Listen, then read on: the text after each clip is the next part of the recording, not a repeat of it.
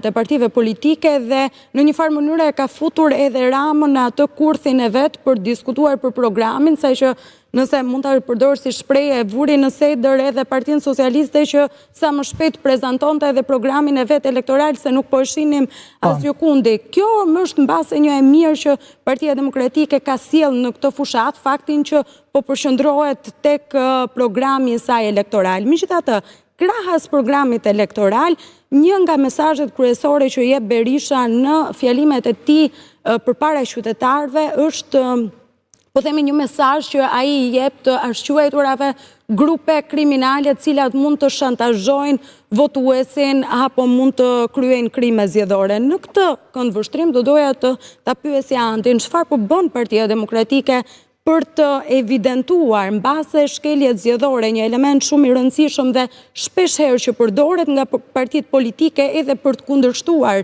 rezultatin e zgjedhjeve apo për të thënë atë fjalinë e famshme që zgjedhjet u vodhën. Çfarë po bën Partia Demokratike për të identifikuar pikërisht shkelje të ndryshme që mund të jenë duke u bërë mbase në fushat zgjedhore? Okej, janë disa gjëra.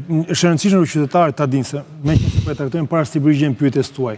Në 2005 në arrestuam Partia Demokratike, qeverisja e Partisë Demokratike, arrestoi brenda vitit par mandatit bandat kryesore të vendit. Dhe kjo është një fakt i rëndësishëm që jep legjitimitet dhe kredibilitet qasjes që ne kemi ndaj bandave sot në Shqipëri dhe ndaj rolit të tyre famkeq në zgjedhjet elektorale. Ti kujtojmë gjithashtu qytetarëve shqiptar që mëkati zanafillor nga i cili ne vuajmë fatkeqësisht ka qenë hyrja e këtyre bandave në 2013 drejt për drejt në parlament me persona të deputet Partisë Socialiste drejt për drejt të dënuar në Itali, në Greqi për akte shumë të rënda të trafikut të drogës apo trafikut të prostitucionit, Basi ato identifikuan, ndryshoi qasja e këtyre kriminalëve duke çuar proksit e tyre, surrogatët e tyre në parlament, siç është rasti i zotit Qyrbja, pra ne kemi një mëkat zanafillor nga i cili ne vuajmë akoma sot dhe ne kemi vendosmërinë e plot për ta luftuar. Tani se si ne e luftojmë këtë, rreth parë sigurisht bëhet nëpërmjet njerë përpara se që unë identifikimi, bëhet nëpërmjet mbledhjes së burimeve njerëzore, njerëzve që kanë dëshirë të luftojnë kriminalitetin në këtë vend. Sepse nuk kemi të dënuar ne për ta pësuar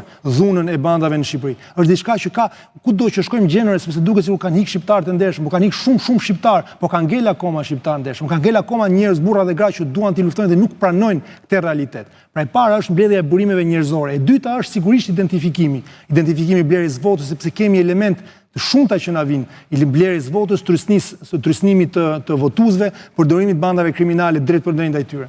Jo më kot dola këtu, si ndiheni ju Andi personalisht kur shihni në fushata dhe mitingjet e Partisë Demokratike Elvis Roshin? Nuk e kam parë Elvis Roshin në fushatën apo në Partisë Demokratike. Në takime, madje nëse doni mund t'ju nxjerr edhe rrjetet sociale të zotit Roshi kur bën fushat për kandidatin e koalicionit Partia Demokratike, Aleanca.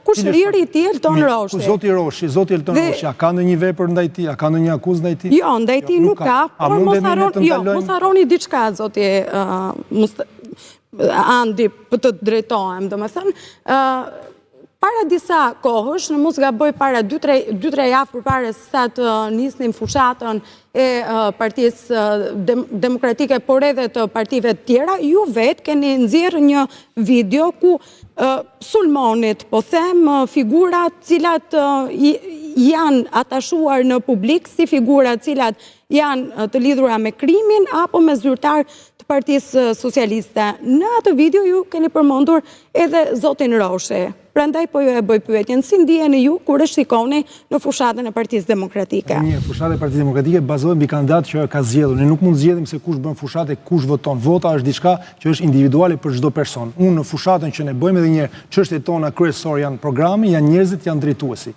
Pastaj nëse ne merrem se në çdo qytet mund gjeni persona që ai dua si dua unë personalisht. Në çdo qytet mund gjeni persona cilët ju i keni akuzuar se të lidhur me krimin dhe pastaj bën fushat për ju? Ka pak rëndësi në momentin që ne po flasim në rendin politik që ne jemi, apo jo?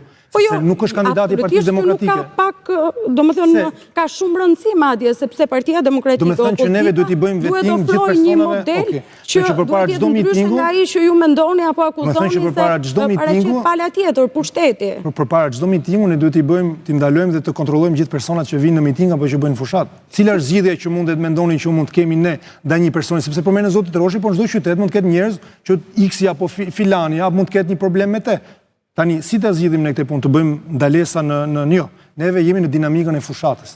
Janë gjëra që çdo gjë që na shpërqendron. Pra, ju po thoni që ta kuptoj, ju po thoni që Elvis Roçi vjen në Nuk e kam parë edhe një herë personalisht Elvis Roçi, nuk e kam parë në takime elektorale, nuk di të ketë. Jo, nuk di të ketë takime elektorale ku ka qenë zoti Elvis Roçi, po edhe një herë, nuk është thelbi i kësaj pyetje. Mund të t'i nxjerrë Në dinamikën e fushatës në cilën ne gjendemi, këto janë element shpërqendrues, të cilët nuk japin asnjë vlerë me vlerësimin tim personal fushatës elektorale të Partisë Demokratike, sepse janë elemente, fenomene të shkëputura, të cilat nuk kanë asnjë lidhje me sistemin e përgjithshëm që ne po ndërtojmë, me frymën apo me dinamikën e fushatës tonë. Dhe çdo gjë në momentin që ne jemi sot, çdo gjë që mua më shpërqendron nga qëllimi im dhe nga strategjia jon, unë personalisht nuk merrem me të, sepse nuk e kemi këtë luks. Siç e thashë edhe një herë për të mos u përsëritur, çohemi në mëngjes, vazhdojmë takimet ku ne janë 9 takime brenda ditës, lehtësisht e verifikueshme nga agenda e zotit Berisha, përqendrohemi që çdo takim të jetë i suksesshëm, që mesazhet politike që vendosen të përçohen dhe të kuptohen, që pastaj të kemi një feedback edhe një follow-up të gjithë takimeve që edhe një herë të përmirësojmë strategjinë tonë, të përshtatemi që të arrijmë qëllimin tonë kryesor.